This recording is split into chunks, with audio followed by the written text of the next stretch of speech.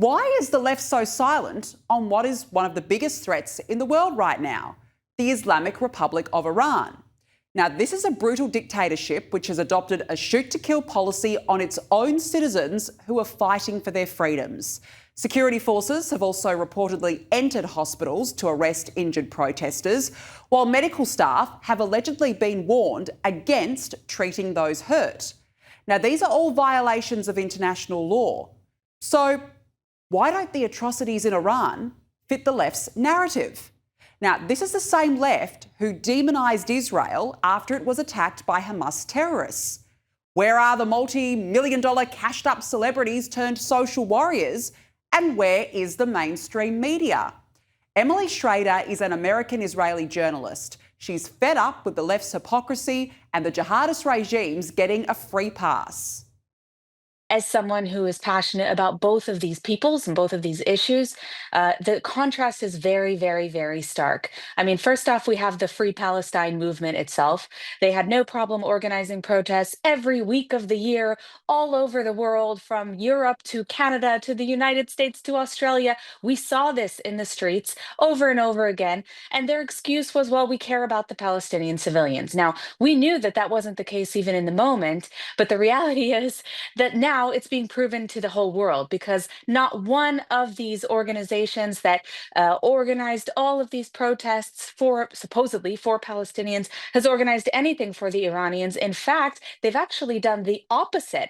What we have seen is several events, particularly in the UK, organized by the anti-Israel movement that supports the Islamic Republic of Iran, even after the regime has murdered tens of thousands of people. And I just want to note for perspective that it's the equivalent, at least, just that we know, it's the equivalent of at least filling, the MetLife Stadium in New Jersey, 40,000 people, and killing every single person in that stadium. So the scale of this is gigantic. And still, we see hypocrisy from this movement. But it's not just them. As you know, you mentioned the Grammys. This is another great example. Hollywood was all over the war in Gaza with petitions and statements, and yet we see nothing, not a single mention at the Grammys by any celebrity, any of these social justice warriors that were perfectly happy to bash Israel and complain about how evil Israel is and pretend that they're humanitarians in support of the Palestinian people. And yet when it comes to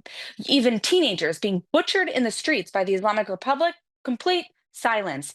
And then, of course, we have the media. The media has been incredibly hypocritical. The mainstream international media, when it comes to Israel, it's 2 years of nonstop critical reporting, taking the statistics, the casualty statistics of the Gaza war straight from the Gaza Ministry of Health, which, as we've learned, is Hamas itself. So they took these as sacrosanct, as fact.